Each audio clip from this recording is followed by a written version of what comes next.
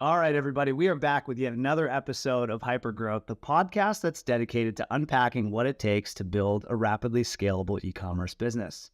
I'm your host, Arjun Jolly, co-founder of Ad Quadrant, and joining me today is Yuki Kinoshita, co-founder of Plufl. Plufl makes a pretty fun product that's built to give you basically the best nap of your life. Think of it as a giant dog bed for humans. It's made of the softest faux fur that you can find.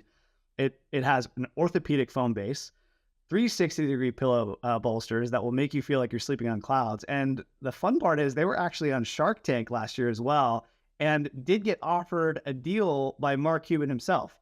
So Yuki, thanks so much for joining me on the show. It was great to meet you last month or so in Vegas. And yeah, really excited to have you. Yeah, thanks so much for having me, Arjun. Couldn't have sold the product better myself. So Well, appreciate look, I it. mean, it's we're talking about sleep, and who doesn't love sleep and need more of it, right? So let's talk a little bit about why you even started in the first place, and honestly, like how you came up with the idea of a dog bed for humans. Yeah. So honestly, a lot of the credit goes to my co-founder. His name is Noah, my best friend from college. We've been friends since freshman year, and he worked at this coffee shop. And the owners had this huge Great Dane. It's pretty elderly, like near the end of its life. So they were really obsessed, in a good way over this dog.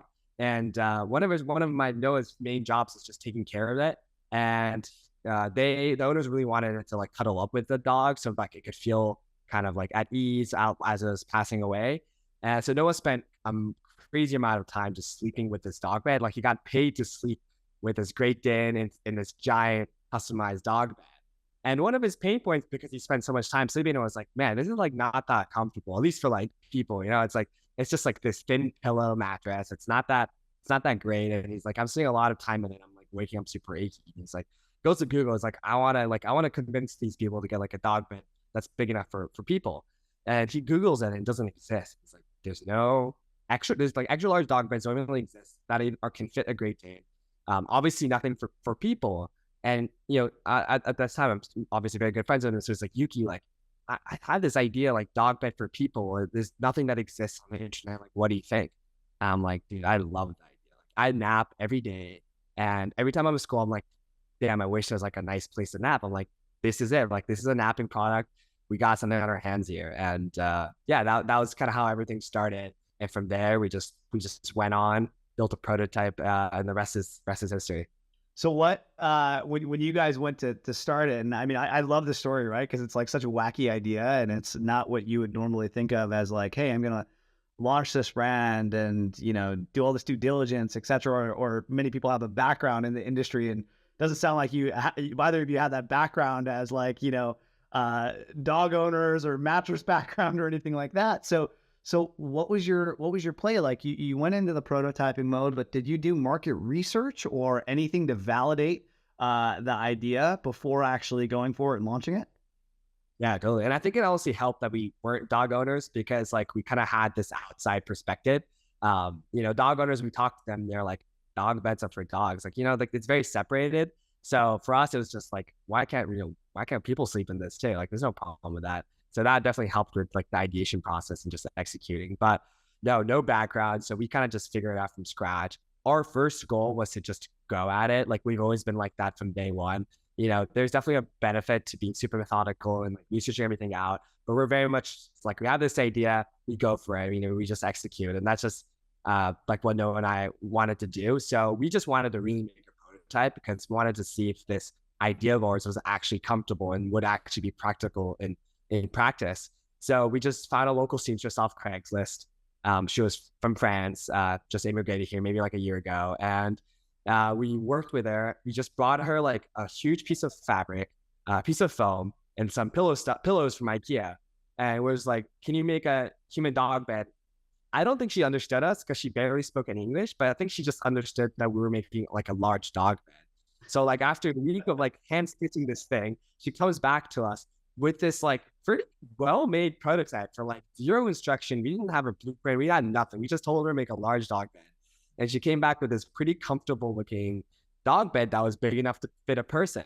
And in fact, it was so comfortable that we had like all our friends absolutely loving it, always asking us, like texting us, hey, can I, like, you have the Plufl, is it on campus? Like, I'm going to go sleep on it, nap on it. to the point where, it wasn't machine washable. So it got a little gross because so many people were sleeping on it. But we had been able to validate our idea that, okay, like students like this, people actually like this. And from there, we just kept on making iterations of the product to the point where our first interaction with like launching this product or like getting actual traction was when we were on TikTok. So within a week of just posting our idea on TikTok, we were just like, hey, we make dog bed for humans. It caught fire. Everyone was like arguing over like whether this is a product that should need to exist. Some people were like, oh, I've been wanting to sleep in this, something like this for the rest of my entire life. I've been sleeping in my dog's bed for my entire life. Like we had all these different people that we had no idea about suddenly like interested in now knowing about this concept of a human-sized dog bed. And from there, overnight we had an email list grow from like 50 people to 20,000 people just from like one viral TikTok. And that was like so powerful to see. And now we had a real group of people that like actually were interested in this product. And we could start asking questions like, what would you use this for? What kind of, do you own a pet? How old are you? All these questions that we have like no access to. We got a bunch of like this data for free of people that were actually like interested in our product. So that was just really cool. And it was most like product first and then like figuring out whether there was a demand later. So yeah, that's kind of how we approached it. Yeah, I love that. I love the fact that you just basically had the idea and went for it versus, getting caught in the analysis paralysis stage of trying to make it perfect before you basically went to market. But I'm curious, you had that 20,000 email subscriber base off that viral video. How did you ask those questions? How did you get that data in, and what types of tools did you use to get that information? Yeah, so that's funny because that was like over a year ago. I knew nothing about e-commerce, like nothing. I barely knew anything about Shopify. Like we used Wix as our landing page, and we were sending emails throughout Wix. So we were just using the most basic tools, like nothing fancy, like Google Forms, like anything that was free. Just ask really basic questions because our goal was to funnel this into a Kickstarter campaign. That was always like our goal was to launch a Kickstarter campaign. We just didn't know the exact timing of it. We knew that we had to create like an email list. We knew that we had to have traction before we should launch. Like we knew the basics, but we didn't know exactly like when that would be.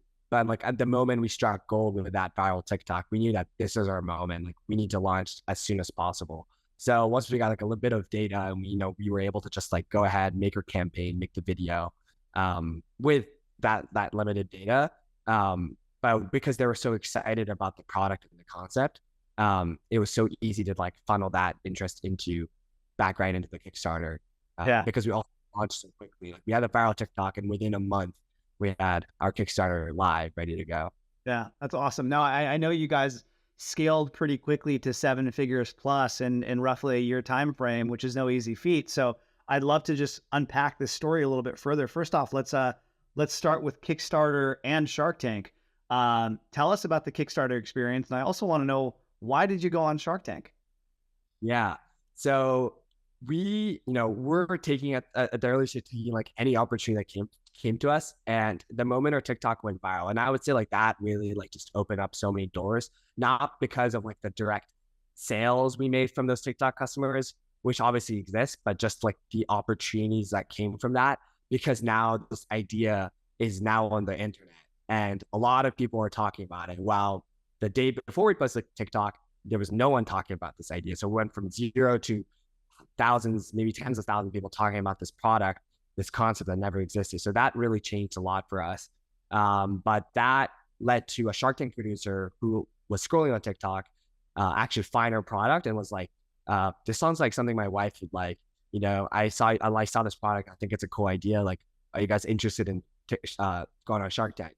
So before we had a single sale, before we had a single product, just the same prototype that we had hand-stitched, handmade with a local seamstress, that pretty much got us like our first like entryway into Shark Tank, which is like crazy for us because we were so early. And to get an email from like someone at Shark Tank, which was definitely on like our dream like board, like that was like a goal within like the first 2 to 3 years of our business, to happen that within like month 1 of launching our business officially was like definitely surreal. So it was a no-brainer for us. I think Shark Tank was always like on the roadmap. Our product was always like a Shark Tank product. It's a little out there, but still functional. Yeah. It definitely was a huge hit on the Sharks, but also on the show itself. So yeah, definitely like was always a goal of ours to go That's on the show. awesome. So it sounds like that Shark Tank experience, it was before you had any sales per se. It was on the backs of that viral video you had when you were still in prototyping phase because you hadn't done a production run at that stage. Is that accurate? That's right. Yeah, when we aired, we had finished our Kickstarter campaign. No, sorry. When we had recorded and taped that, when we had been talking with them, yeah, we just hadn't made a single sale yet.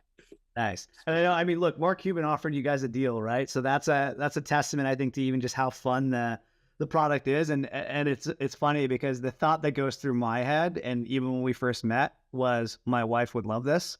And I don't know, maybe that's a common theme, but it's yeah, it's pretty cool to see that, you know, there's a demand for a product that not many people have thought of. It's not a generalized product like a pair of pants or anything like that. So awesome on you for that. Now let's talk a little bit about how you're currently acquiring customers and just what your acquisition strategy looks like, as well as what your retention marketing strategies look like. Yeah, totally. So right now, you know, first year, we really relied heavily on like organic traction. As we know, we're broke college students. We barely have any money to our name. Any money that we had went into making our Kickstarter campaign. So we pretty much launched this business close to $0, as scrappy as possible, and then pretty much leveraged the money we got into Kickstarter to expand production and launch our product first run, and do our first wave of marketing. So, you know, first year was very heavily on TikTok, organic, a lot of press. You know, Jimmy Fallon at one point shouted us out, which was really cool. Good Morning America did a shout out on us. We had just had recently Drew Barrymore try out the product on the show.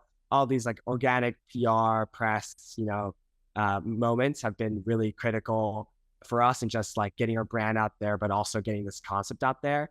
Now we're really heavily like reinvesting everything that we made last year back into paid growth.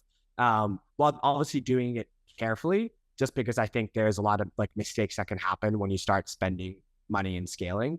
But we've been seeing some pretty good results on Facebook, just because like it's hard to attribute like direct conversions, but we've been started investing heavily, and we've just seen our top line growing month over month again, which is really great. Because at one point, after Shark Tank, you see a little bit of a dip after the month after Shark Tank, so you have to kind of regroup and be like, okay, Shark Tank's over. What's our strategy from here? But yeah, like paid marketing so far it's been a really good growth lever for us, but definitely supplementing it with a lot of organic still in the form of like influencers. So we've had some really cool collabs in the recent times. For example, like the former, like I think one of the producers or the TV hosts from the Ellen Show, Kaylin Allen, did a whole video on us, and that gave us a lot of our sales, exploded us. Other organic influencer opportunities has been really cool. So I think now is the age of just like making sure you have like a well-rounded strategy, which is something that takes a lot of time, but one thing we're really cognizant of, we don't want to be like relying on just like one channel. So that's what we're working on doing at least right now. Nice. So what about creative? Are you producing creative in-house? And I mean, obviously, like being it's a dog bed for humans, I have this picture in my mind of someone dressing up as a Great Dane and laying in the bed, but maybe that has or has not happened. So tell me about your creative strategy. How does it work? That's a whole nother community, Arjun. That to be a whole nother podcast we could spend talking about people who dress as dogs. But otherwise, yeah, no, we definitely have made a lot of our creatives in the past. Now we're looking to bring some content creators in-house. So we have a mom creator we're working with. We're actually looking for like a pet mom creator in the talks with some. So I think it's just like the amount of creatives that you need, you're familiar with that. It's a lot when you're scaling. So we're just bringing more like kind of in-house capabilities as well as like contracted creators to just be able to make videos that we need at scale. To this day, though, the video that we made between me and Noah has had the highest ROAS, which is interesting and funny. So maybe we need to get back onto like, I was telling Arjun that we just moved to Austin. So it's been a bit hectic in terms of like just continue to be able to make content, but I think it's definitely on on the to-do list is to make more content. But otherwise, yeah, like that's how we're really looking to scale. We've seen some good performance with like static images as well. So I think those are a lot easier. You don't need that many capabilities. And yeah, overall, like it's not been as like difficult as I thought it would be to run Facebook and to run paid marketing. It's more just time consuming to be able to like source the content, change the hook, like change the angle, messaging, monitor performance. It's just a time consuming thing rather than like it being like rocket science of like finding like a winner in terms of performance. But yeah, still learning a lot. And like, this is my first go at it. Only been doing this for a few months. So I'm sure there's a bunch that I'm doing that I'm not doing yet. Well, look, I mean, and that's I think, a uniqueness of your story. You've got that product, which is a super niche, unique product, but then also, again, you've scaled it to 7 figures plus in that very short time period. So there's, you're doing something right there in respect to like kind of creating that story. So it's just a matter of unpacking how you scale it further, right? But I'd love to understand a little bit more about even retention. How are you, once you get a customer in, what are you doing with that data and how are you actually monetizing it down funnel? Yeah, totally. So we actually just created a Facebook group, which we're really excited about. So as you might know, like we're just a one product business, which works great for us. It's super simple.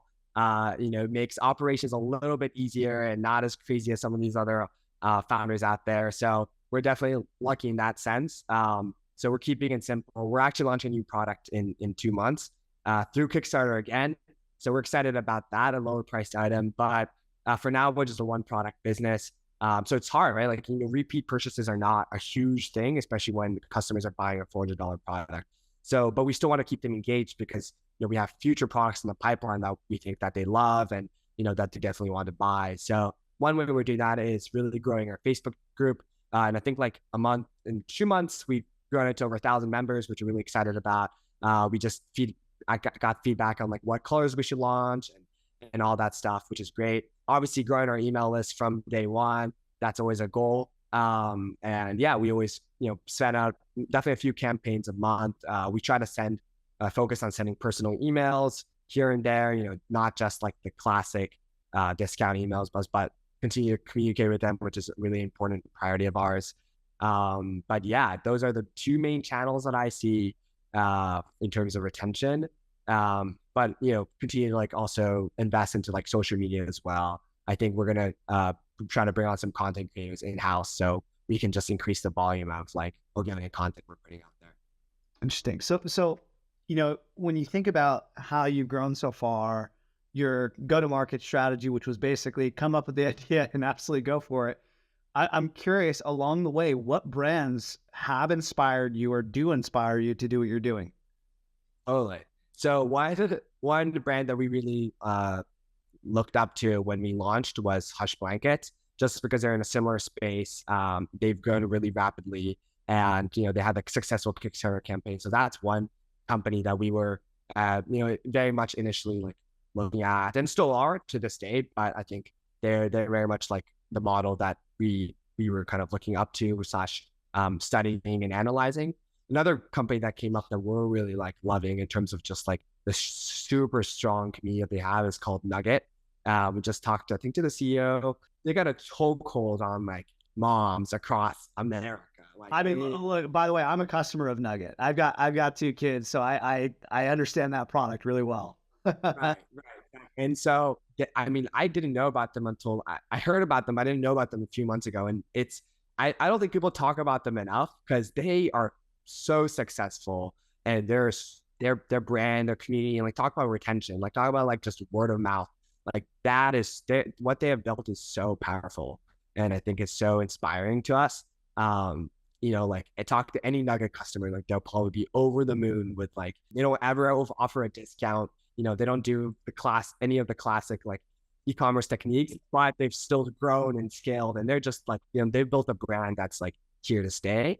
So being able to talk to the founder, but also just like learning about them, looking at their social media presence has been really inspiring and kind of like gives us a sense of like what kind of business that we also want to build as well. Yeah. So what are your goals for the brand? I know you mentioned you're launching, your single product now. It's a $399 to $499 price point. What are your goals for the coming years ahead? Yeah, totally. So I think we're going to continue along this line of like the next product's also a bit ridiculous. I don't want to say too much just yet because we're working out the product and still making some changes, but it's going to be very big. It's kind of like all I can say. Um, it's existing product, kind of like the dog bed, but made bigger. So it's gonna be a fun one. I think like along this, like just continuing the angle of like human comfort, it's still like our top priority. Even though a lot of people think that we should like make pet products. For now, I think we're just really focused, dialed in on making comfortable items that help people feel relaxed. And it's a tough time for a lot of people out there. So, and a lot of people find like that security and the safety through our product, and find like be able to release anxiety, but also their stress and stuff like that. So we really like that. Really enjoy making products that just help people feel better. I do think that where the real like kind of money lies is the pet space. There's more pet owners like that's growing faster than like actual parents. I think is some statistic I heard. At least in Seattle, I think there's more pet owners than like kids or like kid owners. That's the actual parents. So that's a growing market, and I think even that's even a recession-proof market. So we are starting to turn our gears to thinking about, okay, what kind of products can we launch that's a little bit more pet oriented. But I think that's a little bit further down the line once we sort of solidify ourselves as a comfort brand for humans. So yeah, we got a lot of ideas. I think it's just a matter of figuring out like what to execute and what time. I love it. Well, look, I mean, it's an interesting product for sure. And I'm just curious to get your take on one last thing before we wrap up the podcast today. Price point, again, $3.99 to $4.99. And with what's happening from a macroeconomic standpoint, a lot of, pullback in D2C, what are the things that you're finding as like the biggest challenges you're facing or what you're thinking about day in, day out? Yeah, totally. So, it's interesting because, the price point is the biggest challenge for us, I think, by far. We ask all our customers, why, or like people, abandoned cart email as well as like even people that purchase, like what's the one thing that prevented you from purchasing or almost prevented you from purchasing? It's always price. I wish it was like one feature because then we could just talk about that feature, but it's like 90-something% of the time it's price.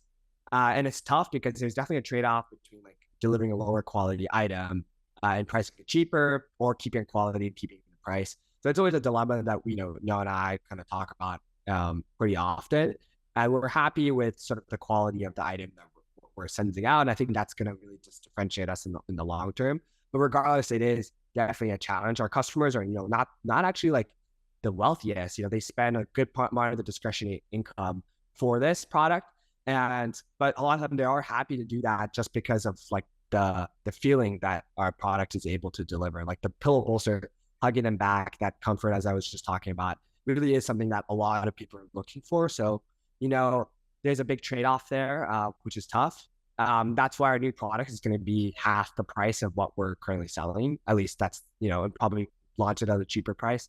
And we're continuously thinking about like what product we release that's more affordable and accessible. A lot of people are willing to spend a good amount of money on our brand, but maybe not $400. So what products can we release that's $150, $200? That's, delivers a lot of the same benefits and that feeling of comfort, but not, at that price point. So yeah, we're always thinking about that.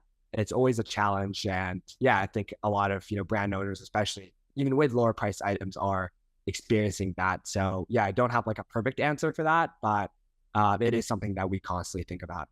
Cool. Great points, Yuki. Just before we wrap up, I'd love to get your thoughts on one last thing, which is what your advice would be to fellow brand owners that are doing 7 figures in D2C revenue and they're looking to scale. Yeah, I don't have any like strategic advice in that regard. We're figuring it out. I think there's a lot that can be done. I think it's easy to get discouraged when one thing doesn't work, but you forget that there's like 99 other things you can always constantly be doing. So as long as we feel like there's always another lever that we can be pulling or testing, we don't get discouraged, or we try not to get discouraged. But beyond all that, I think it's just important for us to be enjoying what we were doing. Obviously, like success and like chasing the next figures and all that stuff is always like guiding us to the next, like, it's important to have targets and goals, but at the same time, like, you don't want to lose sight of why we did this in the first place, was to just have fun and to learn. And those two things are very true in our business.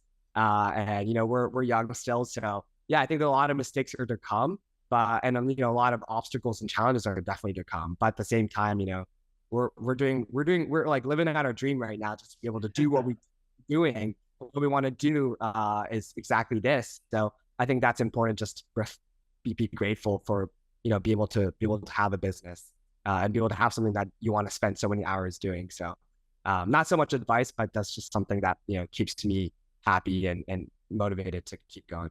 Awesome. I've never met somebody so passionate about dog beds for humans. So good on you. I can feel your passion, Yuki. It's been great having you on the show today. For anyone in Austin, Yuki and his co-founder just moved to Austin, so hit them up. And if you're interested in checking out Plufl, check out weareplufl.com. It's Plufl is how the brand is spelled. So Yuki, again, thanks so much for joining.